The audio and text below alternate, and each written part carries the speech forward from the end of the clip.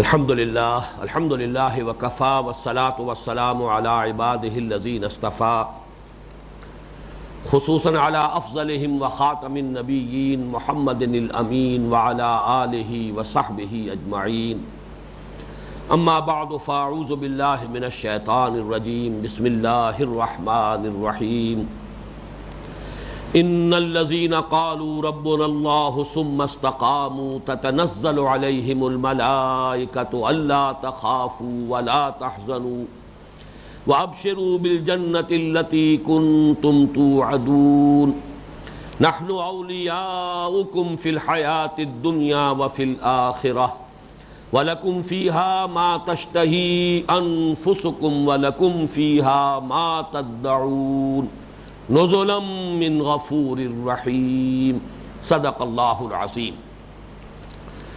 گزشتہ نشست میں ہم ان الذین قالوا ربنا اللہ ثم استقاموا پر گفتگو کر رہے تھے، اور اصل گفتگو چل رہی تھی لفظ استقامت پر۔ اس کے ضمن میں ایک حدیث بھی آپ کو سنانا چاہتا ہوں۔ یہ امام مسلم نے روایت کی ہے۔ اس کے راوی حضرت عمرو یا حضرت ابی عمرو یا ابی عمرہ ہے رضی اللہ تعالی عنہ، نام کا ذرا فرق ہے۔ عن ابی عمرو وقیل ابی عمرہ سفیان بن عبد اللہ رضی اللہ عنہ قال، یہ فرماتے ہیں حضرت ابو عمرو یا ابو عمرہ، قال قلت، میں نے نبی اکرم صلی اللہ علیہ وسلم سے عرض کیا، یا رسول اللہ قل لی فی الاسلام قولا لا اسأل عنہ احدا غیرک، اے اللہ کے رسول مجھ سے تو اسلام کے بارے میں کوئی ایک بات ایسی کہہ دیجئے جو مجھے مستغنی کر دے کہ پھر مجھے کسی اور سے کچھ پوچھنے کی حاجت نہ ہو۔ یعنی کوئی بہت جامع تعبیر، بہت ہی جامع بات ایسی مجھے بتا دے کہ جس میں کل دین کی حقیقت جو ہے وہ سمو دی جائے اور مجھے پھر کسی اور سے کچھ پوچھنے کی ضرورت نہ رہے۔ یا رسول اللہ قل لی فی الاسلام قولا لا اسأل عنہ احدا غیرک، قال، اب جواب جو دیا حضور نے صلی اللہ علیہ وسلم اسے توجہ سے سنیے، قل آمنت باللہ ثم استقم، کہو میں ایمان لایا اللہ پر اور پھر جم جاؤ۔ اس استقامت میں جیسا کہ میں نے پچھلی نشست میں عرض کیا تھا، اس استقامت میں قیامت مضمر ہے۔ اب ذرا اس کا تجزیہ کیجئے، یہ استقامت ہے کیا؟ پہلی بات تو یہ کہ لغوی اعتبار سے نوٹ کیجئے، قام یقوم، کھڑے ہونا، اقام یقیم، کسی دوسرے کو کھڑا کرنا، اقیم الصلاۃ، نماز کو قائم کرو، نماز کھڑی کرو، قد قامت الصلاۃ، نماز کھڑی ہو گئی، اقیم الصلاۃ، نماز کو کھڑا کرو، نماز کو قائم کرو۔ اب اس سے آگے جو یہ باب استفعال میں جو آیا ہے استقامت، استقامہ یستقیم، اس میں ہے کھڑے ہونا اور ڈٹ جانا۔ اردو کا لفظ ڈٹ جانا یہ ہے در حقیقت کہ جو اس کی صحیح ترین تعبیر کرتا ہے، جم جانا، ڈٹ جانا، کسی موقف پر قائم ہو جانا پختگی کے ساتھ، پھر کوئی مخالفت، کوئی چاہے وہ غیر مرئی ہو چاہے مرئی ہو، کوئی لالچ، کوئی بھی وہاں سے انسان کو ہلا نہ سکے، پائے ثبات میں جنبش نہ آئے۔ ان الذین قالوا ربنا اللہ ثم استقاموا، اب اس استقامت کے دو رخ ہیں، ایک استقامت ظاہری یا استقامت خارجی ہے جو نظر آئے گا۔ وہ استقامت کیا ہے؟ جب اللہ کو مان لیا یہ میرا رب ہے، میرا مالک ہے، میرا آقا ہے، اب اس کی اطاعت کیسے ممکن ہے کہ اب اس کے حکم سے سرتابی کی جائے؟ اطیعوا اللہ واطیعوا الرسول فإن تولیتم فإنما علی رسولنا البلاغ المبین، اطاعت کرو اللہ کی اور اطاعت کرو اس کے رسول کی، اور اگر تم روگردانی کرو گے تو جان لو ہمارے نبی کے ذمے صاف صاف پہنچا دینے کے سوا اور کچھ نہیں۔ ان کی ذمہ داری پہنچا دینے کی ہے، وہ ذمہ داری انہوں نے ادا کر دی، آگے ذمہ داری تمہاری ہے۔ تم نے مانا ہے اللہ کو، اب مانو اس کے حکم کو، اس کی اطاعت کرو، اس کے فرمان پر چلو، جس شے کو اس نے حلال کیا ہے اسی پر اکتفا کرو، جس شے کو حرام قرار دیا ہے اس سے رک جاؤ۔ یہ گویا کہ وہ استقامت خارجی ہے، استقامت ظاہری ہے۔ اسی استقامت خارجی، استقامت ظاہری میں وہ چیزیں بھی آ جائیں گی، اس لیے کہ وہ بھی حکم ہے، ادعو الی سبیل ربک، بلاؤ لوگوں کو اپنے رب کے راستے کی طرف۔ یا آپ کا دعوت دینا دوسروں کو، یہ بھی تو ایک خارجی عمل ہے، نظر آئے گا۔ جہاد، قتال اللہ کی راہ میں، یہ سب استقامت ہے۔ استقامت صرف جو ہے اطاعت اس معنی میں نہیں کہ اس نے سور حرام کیا ہم نے نہیں کھایا، شراب کو حرام قرار دیا ہم نہیں پیتے، یہ بھی استقامت میں ہوگا، لیکن یہ ہے کہ جو ہمیں حکم دیے گئے ہیں، ان اقیم الدین، یہ بھی تو حکم ہے، اس کا حکم ہے، دین کو قائم کرو۔ تو استقامت کے اندر استقامت خارجی یا استقامت ظاہری جو نظر آئے گی لوگوں کو، اس میں اپنا عمل، اس میں جہاد، قتال، وہ سارا دین کا مکمل جو ہے خلاصہ، اس کا جو عملی پہلو ہے جو لوگوں کی نگاہوں کے سامنے آئے گا، اس سب کو سمجھیے کہ وہ استقامت کا خارجی اور ظاہری پہلو ہے۔ ایک اسی استقامت کا داخلی اور باطنی پہلو ہے، قلبی، وہ دل کا ٹھک جانا، بئی معنی کہ یہ اشیاء، یہ عناصر، ان میں کسی میں کوئی شے نہیں، کوئی طاقت نہیں، لا حول ولا قوت الا باللہ، کوئی طاقت نہیں ہے، نہ نفع پہنچانے والی، نہ کسی کو خیر پہنچانے والی، نہ کسی کو ضرر پہنچانے والی، نہ کسی کو تکلیف پہنچانے والی، مگر اللہ کے ساتھ۔ اذن رب ہوگا، جیسا کہ ہم پڑھ چکے ہیں تفصیل کے ساتھ، جو اقسام شرک میں، جو شرک فی الصفات، کسی شے کی کوئی صفت ذاتی نہیں، ابدی نہیں، دائم و قائم نہیں، تمام اوصاف اللہ کی عطا کردہ ہیں، اور ہر صفت کا ظہور ہوگا، ہر تاثیر ظاہر ہوگی اگر اذن رب ہوگا، اگر اذن رب نہیں ہوگا اس صفت کی تاثیر ظاہر نہیں ہوگی۔ یہ ہے ایمان کا تقاضا۔ اگر یہ شکل سامنے آ جاتی ہے، لا حول ولا قوت الا باللہ، یہ تو ہمارے ہاں تیسرے کلمے کا سب سے اہم حصہ ہے، سب سے بڑا اور سب سے اہم حصہ، اور یہی وہ بات ہے کہ جو میں آپ کو سنا چکا ہوں شیخ عبد القادر جیلانی رحمۃ اللہ علیہ کے حوالے سے، کہ انہوں نے اپنے بیٹے کو جو نصیحتیں کی ہیں ان میں اسی کو ٹرانسلیٹ کیا ہے، ذرا اس کو اور واضح کیا ہے کہ اے میرے بچے اس حقیقت کو ذہن نشین کر لے، لا فاعل فی الحقیقت ولا مؤثر الا اللہ، فاعل حقیقی اللہ کے سوا کوئی نہیں۔ ہم کاسب اعمال تو ہیں، کسی نے تمہیں پتھر مارا ہے، لگ گیا، لیکن یہ کہ اللہ کے اذن کے بغیر یہ پتھر نہیں لگ سکتا تھا، لاکھ وہ پتھر مارتا۔ جس نے پتھر مارا ہے وہ اپنے لیے جو بھی اس نے ظلم کیا ہے، اس کے لیے جو عذاب اس نے کمانا تھا کما لیا، پتھر کا لگ جانا یہ اس کے اختیار میں نہیں تھا، یہ تو اللہ کے اختیار میں تھا کہ وہ آ کر لگے تمہیں۔ تو جان لو، لا فاعل فی الحقیقت ولا مؤثر، کوئی مؤثر نہیں ہے، کسی شے میں کوئی تاثیر نہیں ہے، الا اللہ، اللہ کے سوا۔ تو یہ در حقیقت جب یہ سامنے بات آ گئی تو اب میں ذرا تجزیہ کر رہا ہوں، اگرچہ یہ مضامین تفصیلاً آئیں گے، اس منتخب نصاب کا جو حصہ دوم ہے جس میں ایمان کے مباحث اب آئیں گے تفاصیل کے ساتھ، سورہ تغابن کے دوسرے رکوع میں یہ تمام مضامین آتے ہیں، لیکن دو حصے اس کے اہم ہیں۔ ایک راضی برضائے رب، جو ہوا بغیر اذن رب نہیں ہوا، مجھے پتھر لگا اس نے مارا، ٹھیک ہے اس نے مارا، اگر قصاص لینے پر قادر ہوں قصاص لینے کا مجھے حق حاصل ہے، معاف کرنا چاہوں معاف کرنے کا اختیار حاصل ہے، لیکن یہ اچھی طرح مجھے سمجھ لینا چاہیے کہ اس میں ایک دوسرا ایلیمنٹ ہے، اذن رب کے بغیر مجھے پتھر نہیں لگ سکتا تھا، یہ اللہ کی کہ اذن سے لگا ہے۔ اب اگر اللہ کے اذن سے لگا ہے تو ہر چے ساقی ما ریخت عین الطاف، جو میرے ساقی کی طرف سے میرے پیالے میں اڈیل دیا جائے اس کا لطف و کرم ہی ہے۔ یہ راضی برضائے رب، رضائے حق پہ راضی رہ، یہ حرف آرزو کیسا، یوں ہو جائے یوں ہو جائے، ایسا نہ ہو جائے، یہ یوں کیوں ہو گیا، ایسا ہونا چاہیے تھا، یہ لیتا اور لعلہ، یہ ساری چیزیں جو ہیں اگر ایسا ہوتا تو یوں ہو جاتا، میں یوں کر لیتا تو پھر یوں یہ نتیجہ نکل آتا، میں اس مصیبت سے بچ جاتا، یہ سب جو ہے یہ در حقیقت محجوبیت کی علامت ہے کہ آپ کے سامنے وہ عناصر طبعی ہیں، صرف اسباب مادیاں ہیں، صرف مسبب الاسباب نگاہوں میں نہیں ہے کہ ما شاء اللہ کان وما لم یشاء لم یکن، جو اللہ نے چاہا وہ ہوا اور جو اللہ نے نہیں چاہا وہ نہیں ہو سکتا تھا، آپ کچھ بھی کر لیتے نہیں ہو سکتا تھا، اسی لیے فرمایا گیا ان کلمۃ لو تفتح عمل الشیطان، یہ لو کا کلمہ جو ہے اگر میں یوں کر لیتا تو ایسا ہو جاتا، اگر یوں ہو جاتا تو پھر یہ تکلیف نہ آتی، یہ کلمہ لو جو ہے یہ شیطان کے عمل کا نقطۂ آغاز ہے۔ اب یہ انسان میں حسرت پیدا کر رہا ہے، افسوس پیدا کر رہا ہے، یوں کیوں نہ کر لیا میں نے، فلاں وقت میں نے یوں کیوں کیا، اس نے یہ کیا کر دیا، وہ یوں نہ کرتا۔ یہ سارا جو ہے وہ آگ کی بھٹی کے اندر جو ہے انسان کا باطن جو ہے وہ اب اس کے اندر تپتا ہے۔ اس سے نجات دینے والی شے ہے راضی برضائے رب، جو میرے رب کی طرف سے آیا اس کا الطاف، اس کا کرم، اس کی نعمت اس کی طرف سے، اس لیے کہ میری مصلحت جتنی اس کے علم میں ہے میرے علم میں نہیں ہے۔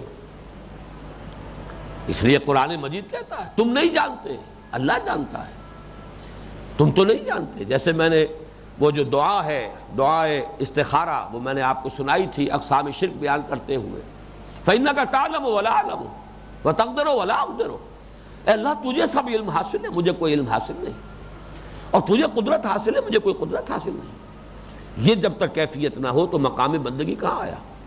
تو یہ نوٹ کر لیجئے کہ میں نے استقامت خارجی اور ظاہری، عبادت اور اطاعت، اللہ کے جملہ احکام پر کاربند ہو جانا، وہ احکام ذاتی بھی ہوں گے، انفرادی بھی ہوں گے، اجتماعی بھی ہوں گے، اقامت دین کی جد و جہد بھی ہوگی، جہاد و قتال فی سبیل اللہ بھی ہوگا، اپنی جان ہتھیلی پر رکھ کر میدان میں آنا بھی ہوگا۔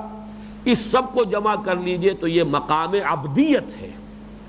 یہ صوفیہ کی اصطلاحات میں چاہتا ہوں کہ آپ درس قرآن کے حوالے سے ان کو اپنے ذہنوں کے اندر جو ہے ان کا ربط قائم کرتے چلے جائیے۔ مقام عبدیت کیا ہے؟ جو حکم سر تسلیم خم، جو فرمان، جو بھی آپ کا حکم ہے حاضر ہے، بدل و جان حاضر ہے، جان نثار کرنے کو تیار ہے، یہ مقام عبدیت ہے۔ یہ دوسرا مقام جو ہے استقامت باطنی، راضی برضائے رب، بروں کشید ز پیچا کہ ہست و بود مرا، چے اقدہا کے مقام رضا کشود مرا۔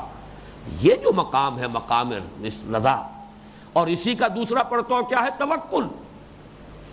وسائل و اسباب کو استعمال کرو لیکن بھروسہ ان پر نہ کرو، ہوگا وہ جو اللہ چاہے، سارے اسباب فراہم ہوں، اللہ نہیں چاہے گا نتیجہ نہیں نکلے گا، اور اللہ جب چاہے گا بغیر کسی ذریعے کے، کسی مادی سبب کے جب چاہے گا وہ اب جو بھی آپ کی ضرورتیں پوری کر دے گا۔ یرزقہ من حیث لا یحتسب، وہاں سے رزق پہنچائے گا جہاں سے گمان تک نہیں ہوگا، اس لیے کہ وہ محتاج نہیں ہے اسباب کا، اسباب اس کے اذن کے محتاج ہیں، وہ محتاج نہیں ہے اسباب کا۔ ایسا نہیں ہے کہ اشیاء کو پیدا کر کے، عناصر کو پیدا کر کے، ایلیمنٹس کو پیدا کر کے، ان میں کچھ صفات ودیت کر کے اب اس کے ہاتھ بن گئے ہوں۔ میں کیا کروں، میں تو آگ کے اندر وصف رکھ چکا جلانے کا، اب یہ آگ میں پھینک رہے ہیں ابراہیم کو تو جلے گا ابراہیم؟ نہیں، اختیار مطلق اللہ کا ہے، آگ اس کے اذن سے جلائے گی، اس کا اذن نہیں ہوگا نہیں جلائے گی۔ ان دو چیزوں کو جب جمع کر لیں، راضی برضائے رب، اچھی طرح نوٹ کر لیجئے، آج بالکل الجبرے کے فارمولے کے طریقے سے، جیسے کہ اقسام شرک میں میں نے الجبرے کے فارمولے دیے ہیں آپ کو، راضی برضائے رب اور توکل صرف اللہ پر۔ کچھ نہیں ہو سکتا جب تک کہ اللہ نہ چاہے، کوئی میرا کچھ نہیں بگاڑ سکتا جب تک کہ اللہ کا اذن نہ ہو۔ ان دو چیزوں کو جمع کر لیجئے، اب خوف کس بات کا رہ جائے گا، حزن کس بات پر ہوگا؟ عام طور پر لفظ خوف جو ہے اس کا تعلق مستقبل سے ہے، ایسا نہ ہو جائے، یوں نہ ہو جائے، وہ نہ ہو جائے، کوئی نعمت میرے ہاتھ سے جاتی نہ رہے، کوئی اور کوئی پسندیدہ محبوب چیز جو ہے وہ میرا ساتھ نہ چھوڑ جائے، یہ خوف ہے۔ خوف کا تعلق مستقبل سے ہے۔ حزن کا تعلق دو طرفہ ہے، حزن رنج، جو کچھ ہو گیا آپ کے لیے تکلیف دہ ہے، ناپسندیدہ ہے، طبیعت اس پر ایک افسوس اور رنج کی کیفیت محسوس کر، یہ بھی حزن ہے۔ اور حزن جو ہے آئندہ کے لیے بھی ہوتا ہے۔ یہ جو حضور نے فرمایا تھا غار ثور میں، لا تحزن ان اللہ معنا، ظاہر بات ہے کوئی واقعہ ہو نہیں چکا تھا جس پر کہ حزن جو ہے کر رہے ہوں حضرت ابو بکر صدیق رضی اللہ تعالی، یہ بھی ایک اندیشہ تھا۔ تو اندیشے کی ہی ایک کیفیت حزن بھی ہے۔ خوف کا تعلق ماضی سے ہے، جو مستقبل سے ہے، جو کچھ ہوا ہے، جو کچھ ہونا ہے، اس کا اندیشہ، یوں نہ ہو جائے، ایسا نہ ہو جائے۔ اور حزن کا تعلق ماضی سے بھی ہے، جو کچھ ہو گیا ہے اس پر رنج اور غم اور افسوس، اور مستقبل سے بھی ہے کہ ایسا نہ ہو جائے۔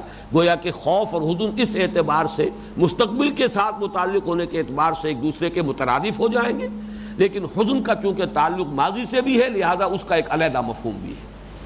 ان دونوں کا زائل ہو جانا یہی مرتبہ ولایت ہے۔ مقام عبدیت اور مقام ولایت، یہ دو الفاظ آج نوٹ کر لیجئے۔ عبدیت اطاعت، عبادت، جو حکم ہو سر آنکھوں پر، جو فرمان ہے حاضر، بسر و چشم حاضر، بدل و جان حاضر، یہ مقام عبدیت ہے۔ سرتابی نہ ہو، انکار نہ ہو۔ اور یہ جو داخلی استقامت ہے، راضی برضائے رب، رضائے حق پہ راضی رہ، یہ حرف آرزو کیسا، خدا خالق، خدا مالک، خدا کا حکم تو کیسا، یہ خامخواہ کی آرزویں، خامخواہ کی تمنائیں، یہ تو جو اللہ چاہتا ہے وہ ہوتا ہے۔ مفت کیوں جان کھوتا ہے، جو خدا چاہتا ہے ہوتا ہے۔ بڑے آسان الفاظ میں یہ حقیقت جو ہے شاعروں نے بیان کی ہے، اور بہت صحیح حقیقت ہے۔ اسی طریقے سے کوئی آرزو یوں ہو جائے یوں نہ ہو جائے، اللہ بہتر جانتا ہے، اللہ جانتا ہے، تم نہیں جانتے۔ عسیٰ ان تکرہوا شیئا وہو خیر لکم وعسیٰ ان تحبوا شیئا وہو شر لکم واللہ یعلم وانتم لا تعلمون۔ ہو سکتا ہے تم کسی چیز کو ناپسند کرو درحالے کہ اس میں تمہارا خیر ہو، کوئی چیز تمہیں بڑی پسند ہو درحالے کہ اس میں تمہارے لیے برائی ہے، ضرر ہے، نقصان ہے۔ اللہ جانتا ہے، تم نہیں جانتے، تو تفویض کرو اپنا معاملہ اللہ کے حوالے کرو۔ فوضوا امری الی اللہ ان اللہ بصیر بالعباد۔ ان کیفیات باطنیہ کو جب جمع کر لیں گے، یہ ہے مرتبہ ولایت۔ اس کے لیے اب میں وہ 3 آیات آپ کو پھر سنا رہا ہوں۔ اب یہ 3 آیتوں کا ایک خوبصورت گلدستہ جو ہے، یہ سورہ یونس میں آیت 62، 63، 64۔ الا ان اولیاء اللہ لا خوف علیہم ولا هم یحزنون الذین آمنوا وکانوا یتقون۔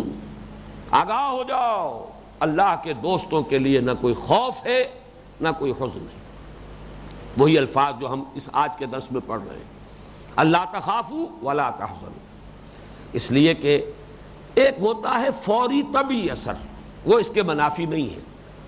چیونٹی نے کاٹا آپ کا ہاتھ یا آپ کا پاؤں جو ہے، اس میں ایک حرکت پیدا ہو گئی، یہ ایک غیر اختیاری سی بات ہے، یہ تو ریفلیکس ایکشن ہے، اضطراری فعل ہے۔ اس درجے میں متاثر ہو جانا یہ اس کے منافی نہیں ہے، لیکن اس کا کوئی دائمی اور مستقل اثر انسان کے ذہن پر، سوچ پر، دل پر قائم ہو جائے، یہ ایمان کے منافی ہے۔ راضی برضائے رب، جو بھی آیا ہلکا سا پردہ آیا گیا، طبعی طور پر ایک اثر ہوا، فوری اثر ہوا، گیا۔ ٹرانزینٹ ہے ایک کیفیت کے جو ہو جائے، اس کے اندر کوئی دوام اور استقلال اگر ہے تو بس ایمان کے منافی ہے۔ یہ ہے مرتبہ ولایت۔ لیکن یہاں نوٹ کیجئے، کون ہوتے ہیں ولی؟ ولی جو ہے ان کے سروں پر کوئی سینگ نہیں ہوتے، ولی کوئی علیحدہ نوع نہیں ہے انسانوں کی، یہی انسان ہے۔ ایمان حقیقی ہو، تقوی واقعی ہو، وہی ولی ہے۔ ولی اور ہے کون؟ الا ان اولیاء اللہ لا خوف علیہم ولا هم یحزنون الذین آمنوا وکانوا یتقون۔ ولی کی ڈیفینیشن تو یہ ہے، ایمان ہی کی گہرائی ہوتی ہے در حقیقت جو درجہ احسان تک انسان کو لے جاتی ہے۔ وہ ایمان اتنا گہرا ہو جائے، کانک تراہ فإن لم تکن تراہ فإنہ یراک، وہ علم الیقین، عین الیقین کے درجے کو اور حق الیقین کے درجے کو پہنچ جائے، یہی ایمان کا درجہ ہے۔ تو ایمان ہی ہے در حقیقت اسی کا ایک درجہ، اسی کی گہرائی اور گہرائی جو ہے اس کا ایک درجہ یہ ہے الذین آمنوا وکانوا یتقون۔ اب دیکھیے تقابل کے لیے میں یہ عرض کر رہا ہوں، فرمایا لہم البشریٰ فی الحیات الدنیا وفی الآخرہ، ان کے لیے بشارتیں ہیں دنیا کی زندگی میں بھی اور آخرت میں بھی۔ اور یہاں جو ہم آیات پڑھ رہے ہیں، فرشتے کیا کہتے ہیں؟ تتنزل علیہم الملائکۃ الا تخافوا ولا تحزنوا وابشروا بالجنۃ التی کنتم توعدون۔ وہی لفظ بشارت یہاں بھی ہے، بشارت حاصل کرو اس جنت کی جس کا تم سے وعدہ کیا جاتا رہا۔ معلوم ہوا کہ وہی 3 الفاظ، زوال خوف، زوال حزن اور بشارت، لہم البشریٰ فی الحیات الدنیا وفی الآخرہ، ان کے لیے بشارتیں ہیں آخرت کی زندگی میں بھی اور دنیا کی زندگی میں بھی۔ یہی مرتبہ ولایت ہے۔ تو گویا کہ یہاں اس لفظ استقامت میں استقامت خارجی اور ظاہری ہے تو مقام عبدیت ہے، استقامت باطنی ہے راضی برضائے رب اور توکل علی اللہ، یہ دونوں چیزیں اگر حاصل ہو گئی ہے یہ مرتبہ ولایت ہے۔ اب آئیے اس آیت میں استقامت ہے کے حوالے سے ایک حدیث میں آپ کو آج اور سنا دینا چاہتا ہوں یہ حضرت ابو ہریرہ سے مروی ہے، اور یہ بھی مسلم شریف کی روایت ہے، صحیح مسلم کی۔ عن ابی ہریرہ قال قال رسول اللہ صلی اللہ علیہ وسلم قاربوا وسددوا واعلموا انہ لن ینجو احد منکم بعملہ۔ حضور نے ارشاد فرمایا، مسلمانوں میانہ روی سے کام لیا کرو، عبادات میں اور اس میں بھی غلو نہ کرنا۔ یہ غلو جو ہے جب انسان کرتا ہے تو پھر یہ غلو انسان کو پچھاڑ دیتا ہے، پھر ریئیکشن ہوتا ہے، رد عمل ہوتا ہے۔ میانہ روی، قاربوا وسددوا، البتہ اس میانہ روی میں استقامت اختیار کرو۔ یہ نہ ہو کہ ایک وقت میں تو جذبہ جو ہے آسمان کو چھو رہا ہے اور ایک وقت میں جھاگ بن کر بیٹھ گئے، یہ کیفیت جو ہے یہ پسندیدہ نہیں ہے۔ اعتدال کی روش اختیار کرو، اور اعتدال ہی کے ساتھ سددوا، یہ امام نووی نے اس کی وضاحت کی ہے، المقاربۃ القصد الذی لا غلو فیہ ولا تقصیر، وہ میانہ روی جس میں غلو نہ ہو۔ ہاں اللہ کے حکم کو تو بہرحال نہیں توڑنا، جو اللہ کا حکم ہے، جو فرائض ہیں وہ ادا کرنے ہیں، جو حرام ہے اس سے بہرحال رک جانا ہے، لیکن اس سے آگے جا کر نوافل میں غلو کرنا، آگے بڑھنا، زیادتی کرنا، یہ ہے جس سے حضور روک رہے ہیں۔ قاربوا وسددوا، درمیانہ میانہ روی اختیار کرو، غلو نہ کرو۔ اور سداد جو ہے امام نووی کہتے ہیں استقامت کو کہتے ہیں، جو بھی ہے اس پر استقامت، ڈٹے رہو، کھڑے رہو، تسلسل ہو، پابندی ہو، دوام ہو۔ اب اس میں جو جملہ آیا ہے یہ بہت سے لوگوں کے لیے آنکھیں کھول دینے والا ہونا چاہیے، جو غلو کرتے ہیں، مستحبات میں غلو کر رہے ہیں، سنت عادت میں غلو کر رہے ہیں، چھوٹی چھوٹی چیزوں میں غلو کر رہے ہیں، اسی میں ایک دوسرے پر نکیر کر رہے ہیں، ایک دوسرے پہ تنقیدیں کر رہے ہیں۔ اس غلو کا علاج کیا ہے جو حضور نے ابھی فرمایا وہ سن لیجئے۔ وَاعْلَمُوا، جان لو، انہو لن ینجو احد منکم بعملہ، تم میں سے کوئی شخص بھی صرف اپنے عمل کی بنیاد پر نجات نہیں پا سکے گا۔ کتنا عمل کر لو گے، کتنا غلو کر لو گے، کہیں تک بھی پہنچ جاؤ، تم اپنے عمل کی بنیاد پر نجات نہیں پاؤ گے۔ لن ینجو احد منکم بعملہ، تم میں سے کوئی ایک بھی ایسا نہیں ہے جو اپنے عمل کی وجہ سے نجات پا جائے۔ قالوا ولا انت یا رسول اللہ، سوال کیا صحابہ نے کہ اے اللہ کے رسول کیا آپ بھی؟ فرمایا قال ولا انا، ہاں میں بھی نہیں، الا یتغمدنی ربی برحمت منہ وفضل، الا یہ کہ اللہ تعالیٰ ڈھانپ لے مجھے اپنی رحمت اور فضل سے۔ یہ ہے مرتبہ محمد الرسول اللہ صلی اللہ علیہ وسلم۔ اصل میں یہ بھی شیطان کی، انسان کی دشمنی جو ہے، اس کے تو پیدائشی دشمن ہے، وہ انسان کو ہٹانا چاہتا ہے غلو میں ڈال کر۔ وہی غلو کہ جو محبت کا غلو تھا جس نے شرک کی بدترین صورت اختیار کروا لی، خدا کا بیٹا قرار دے دیا حضرت عیسیٰ علیہ السلام۔ وہی غلو محبت کا حضرت علی کو خدا بنا دینے والے پیدا ہو گئے۔ وہی غلو ان نیکیوں میں، عبادات میں، نتیجہ کیا نکلتا ہے؟ جو اہم تر بات ہے وہ رہ جاتی ہے۔ اقامت دین کی جد و جہد کے لیے تو اب کوئی جذبہ رہا ہی نہیں، سارا جذبہ جو ہے ان نوافل میں، ان مستحبات میں، ان چھوٹی چھوٹی نیکیوں میں، پوری سٹیم جو جنریٹ ہوئی تھی یوز ہو گئی، خرچ ہو گیا سارا جذبہ، آگے نہیں بڑھے گا۔ لہذا شیطان یہاں داؤ لگاتا ہے، پھندے لگاتا ہے، اس میں پھنساؤ، مست رکھو ذکر و فکر صبح گاہی میں اسے، پختہ تر کر دو مزاج خانقاہی میں اسے، تاکہ اس سے آگے کی سوچ ہی نہ آئے۔ یہ ہے کہ جس کا سد باب ہو رہا ہے اس حدیث سے، قاربوا وسددوا واعلموا انہ لن ینجو احد منکم بعملہ۔ قالوا ولا انت یا رسول اللہ، قال ولا انا الا یتغمدنی ربی برحمت منہ وفضل، ہاں میں بھی نجات محض اپنے عمل کی بنیاد پر نہیں پاؤں گا جب تک کہ پروردگار مجھے ڈھانپ نہ لے اپنے فضل اور رحمت سے۔ اب آگے چلیے، اس حصے میں ایک اہم مضمون ہے فرشتوں کا نزول۔ تتنزل علیہم الملائکۃ الا تخافوا ولا تحزنوا وابشروا بالجنہ۔ یہ فرشتوں کا نزول جو ہے اس کے بارے میں ایک بات نوٹ کر لیجئے۔ ایک بات تو اس میں متفق علیہ ہے، اجماعی ہے، کوئی اختلاف نہیں، اور بہت سے لوگوں کا تجربہ ہے، بہت سے نیک لوگوں کے انتقال کے وقت کی یہ خبر بہت تواتر کے ساتھ نقل ہوئی ہے کہ جب عالم نزع کی کیفیت ہوتی تھی تو کہتے تھے ہٹ جاؤ، راستہ دو. معلوم ہوتا تھا انہیں کوئی نظر آ رہے ہیں، کوئی نورانی ہستیاں ہیں جو آ رہی ہیں جن کا استقبال وہ کرنا چاہتا ہے. یہاں جو عالم نزع میں گرفتار ہے، کوئی ہے جس کو اس نے دیکھا ہے، کوئی آیا ہے. تو نزول جو ہے فرشتوں کا عند الموت، یہ تو متفق علیہ ہے. موت کے قریب فرشتوں کا نزول گویا کہ استقبال کرنے کے لیے آئیں گے. عالم خلق سے عالم امر کی شے عالم امر کو لوٹ رہی ہے، اس عالم امر ہی کے کارندے آ رہے ہیں. فرشتے کون ہیں؟ عالم امر کے کارندے ہیں، وہ آ رہے ہیں استقبال کے لیے. تو یہ تتنزل علیہم الملائکۃ الا تخافوا ولا تحزنوا. اب خوشیاں منائیے، خوشخبری حاصل کیجئے. آپ کی سختی کے دن گئے، آپ کے تکالیف کے دن گئے، آپ کے لیے جو کوفت تھی دنیا میں اب اس کا سلسلہ منقطع ہوا. اب بشارتیں ہی بشارتیں ہیں، خوشیاں ہی خوشیاں ہیں. فراح و ریحان و جنت نعیم. اس میں تو کوئی چونکہ اختلاف نہیں، اور جیسا کہ میں نے عرض کیا بہت سے لوگوں کے بارے میں یہ چیزیں واقعاتی انداز میں بھی ہمیں ملتی ہیں، اس میں تو کسی اختلاف کی گنجائش نہیں. البتہ دوسرا معاملہ یہ ہے، دوسرا مسئلہ یا دوسرا معاملہ، دوران حیات دنیاوی بھی یہ نزول ہوتا رہتا ہے.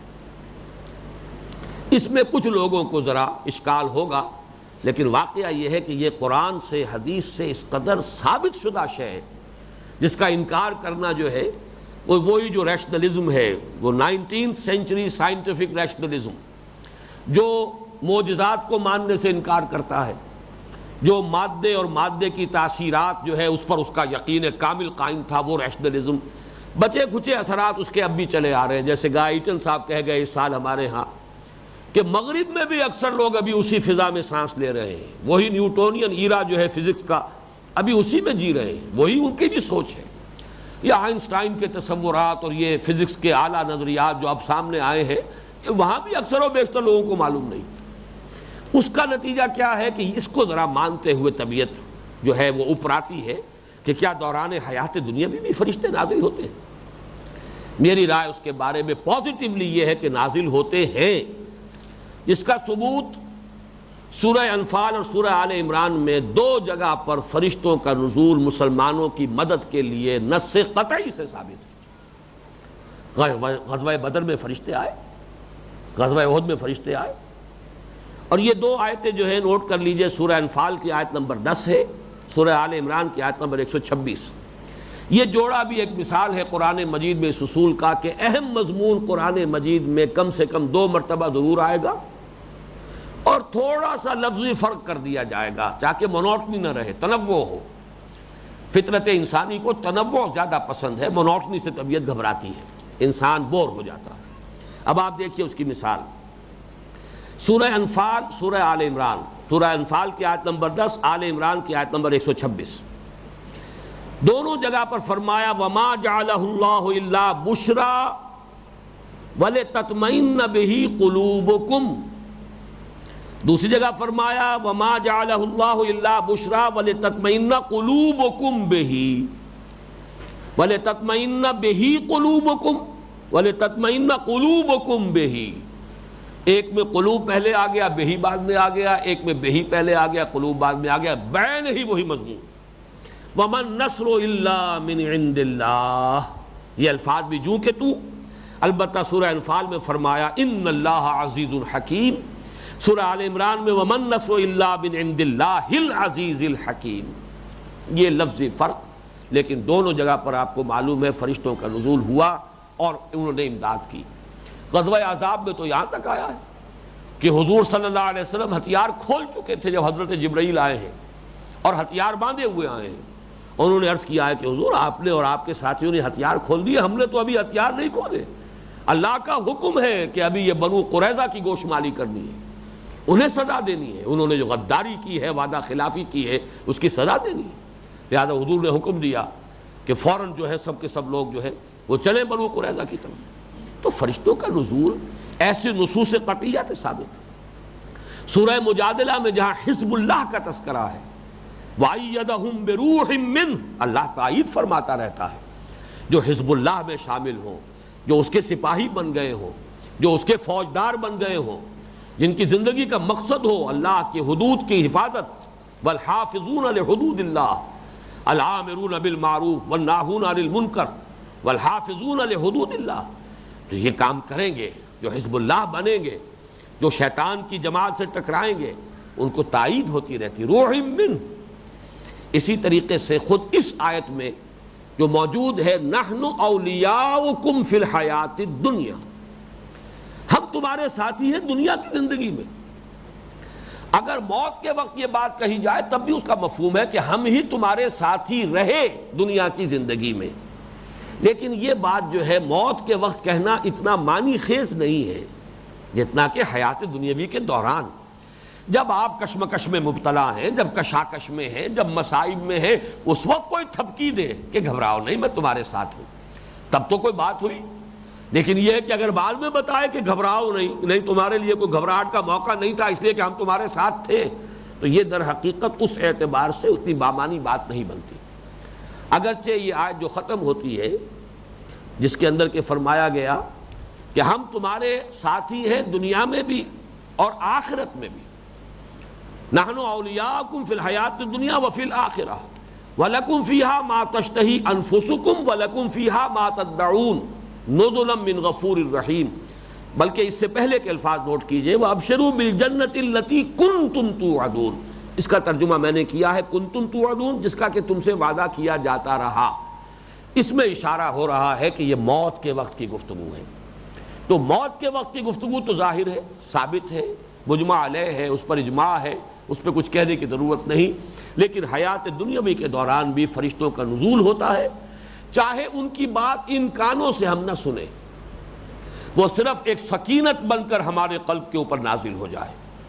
جیسے کہ اب ہم یہاں بیٹھے ہوئے ہیں، درس قرآن ہو رہا ہے، حدیث صحیح ہے، مستند ہے، مجتمع قوم فی بیت من بیوت اللہ یتلون کتاب اللہ ویتدارسونہ بینہم الا نزلت علیہم السکینہ وغشیتہم الرحمہ وحفتہم الملائکہ. جب بھی کہیں کچھ لوگ اللہ کے گھروں میں سے کسی گھر میں جمع ہوتے ہیں، اور اللہ کے گھروں میں سے کسی گھر کا ایک تو قطعی مفہوم ہے کسی مسجد میں، لیکن اکثر جو ہے محققین محدثین ان کے نزدیک کوئی بھی گھر ہو جہاں پر کہ کوئی بھی مقام ہو جہاں اس کام کے لیے لوگ جمع ہو جائیں، عموم جو ہے وہ یہاں پیش نظر ہے. اصل ہے وہ کام کیا ہے؟ اللہ کی کتاب کو پڑھنا اور آپس میں سمجھنا سمجھانا. جہاں کہیں بھی یہ کام ہوگا ان پر رحمت کا نزول ہوگا، غشیتہم الرحمہ، رحمت انہیں ڈھانپ لے گی، سکینت نازل ہوگی، فرشتے ان کے گرد گھیرا ڈال لیں گے. تو تتنزل علیہم الملائکہ. اب اس کو صرف موت کے وقت کے ساتھ خاص کر دینا میرے نزدیک وہ درست نہیں ہے. واللہ اعلم. اب آگے چلیے، اس حصے کا ایک اور اہم مضمون ہے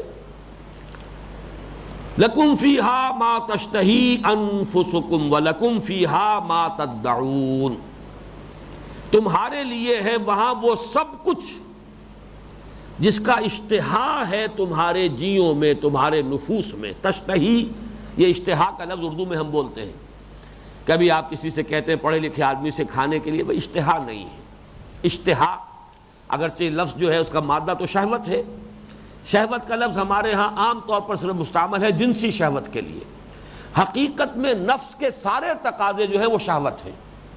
پیٹ کھانے کو مانگتا ہے، یہ بھی اشتہا ہے، یہ بھی ایک شہوت ہے، جس کو فرائیڈ نے کہا ہے اڈ یا لیبیڈو.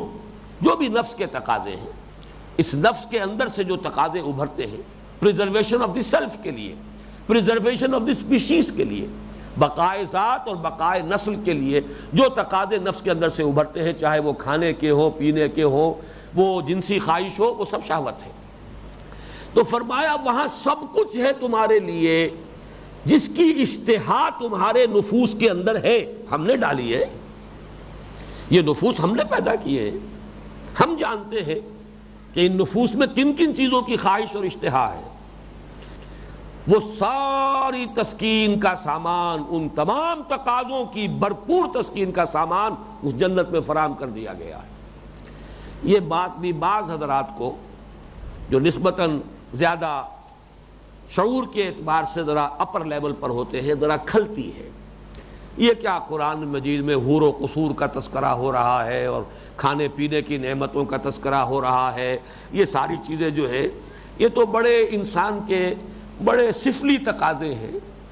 بڑے ادنا تقاضے ہیں، یہ تو نفس کے تقاضے ہیں، تو بعض اوقات طبیعت جو ہے منقبض ہوتی ہے۔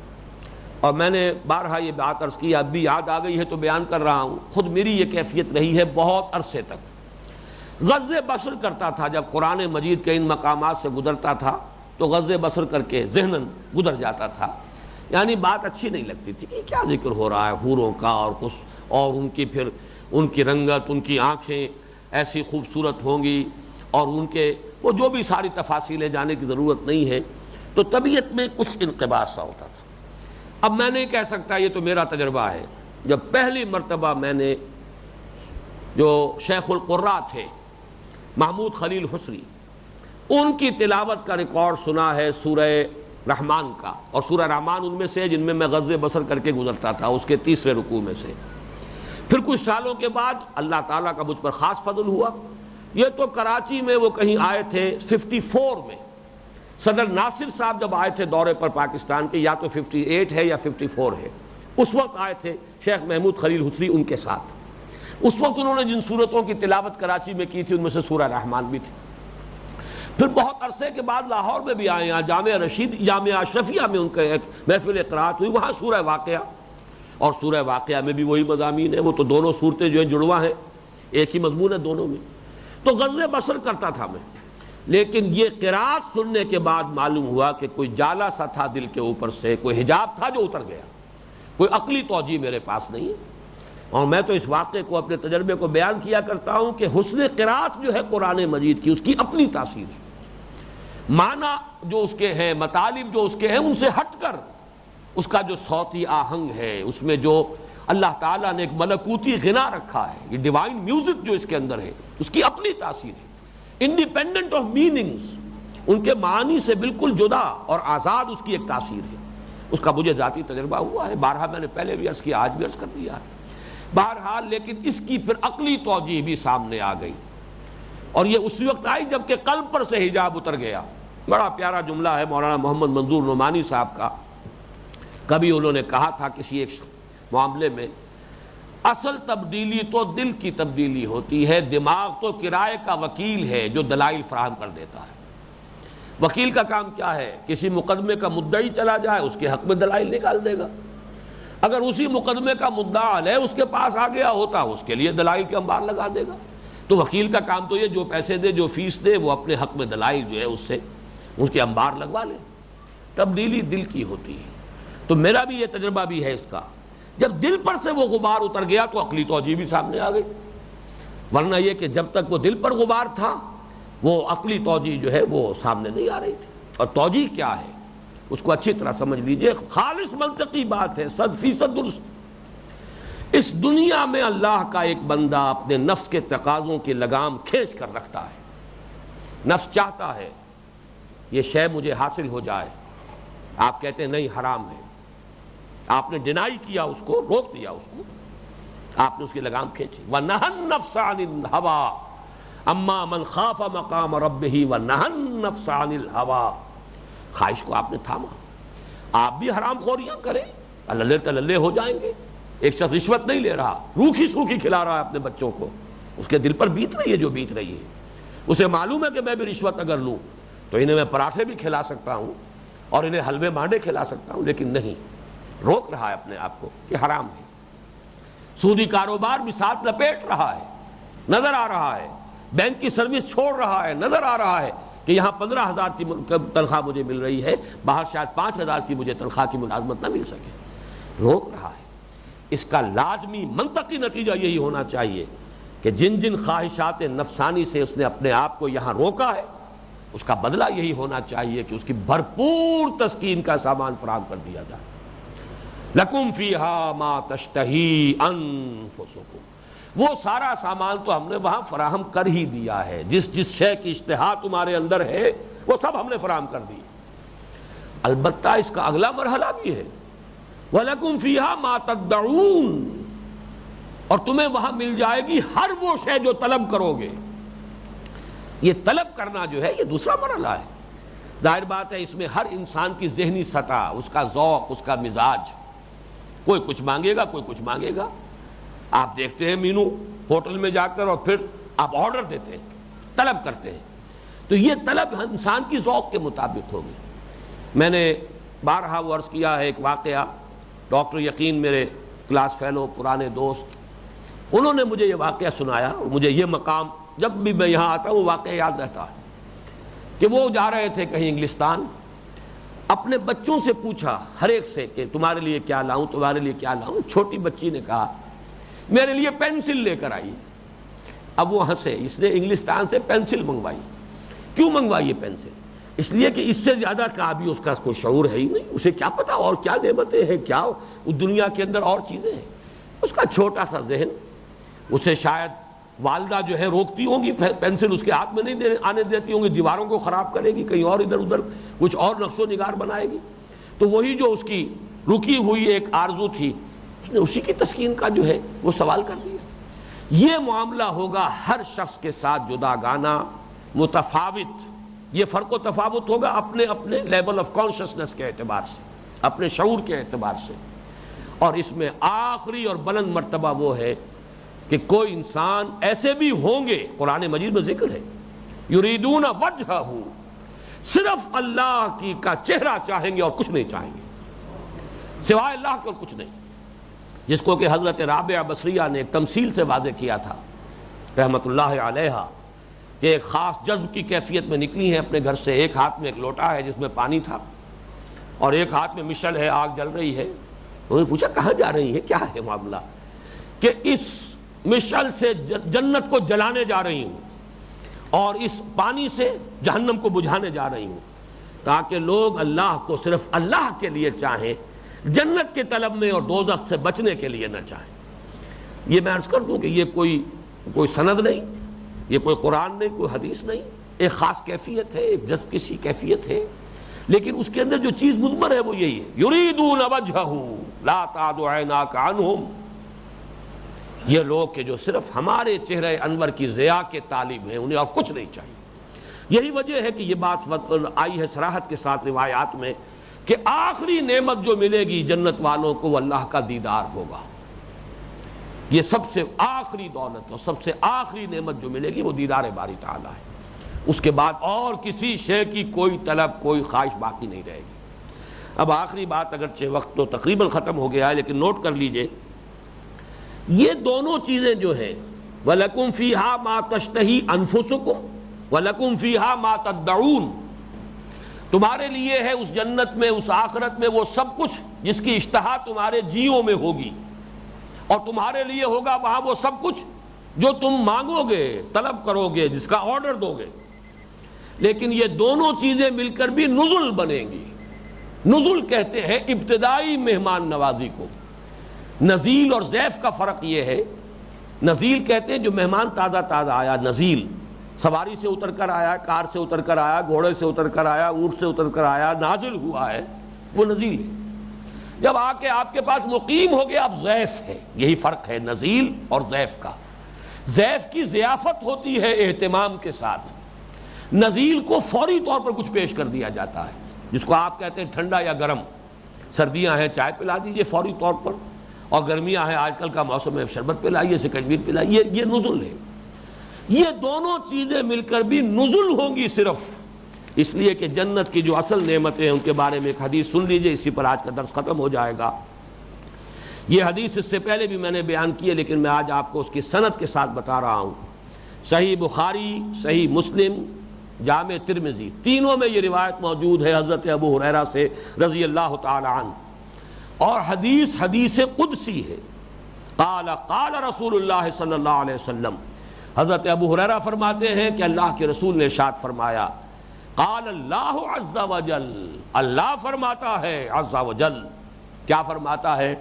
اعددت لعباد الصالحین ما لا عین رات ولا اذن سمعت ولا خطر علی قلب بشر، میں نے اپنے نیک بندوں کے لیے تو وہ چیزیں فراہم کی ہوئی ہیں جو نہ کسی آنکھ نے کبھی دیکھی، نہ کسی کان نے کبھی سنی، نہ کسی انسان کے دل پر ان کا کبھی خیال تک وارد ہوا۔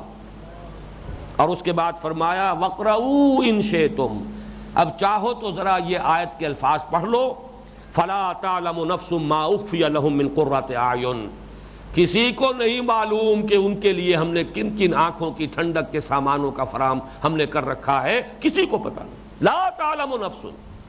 اب یہ جو کیٹیگوریکل سٹیٹمنٹ ہے، ایک روایت میں یہ آیا ہے کہ یہ الفاظ جو ہے فقرؤوا ما ان شئتم، اگر تم چاہو تو یہ پڑھ لو، یہ حضرت ابو ہریرہ کے الفاظ ہیں۔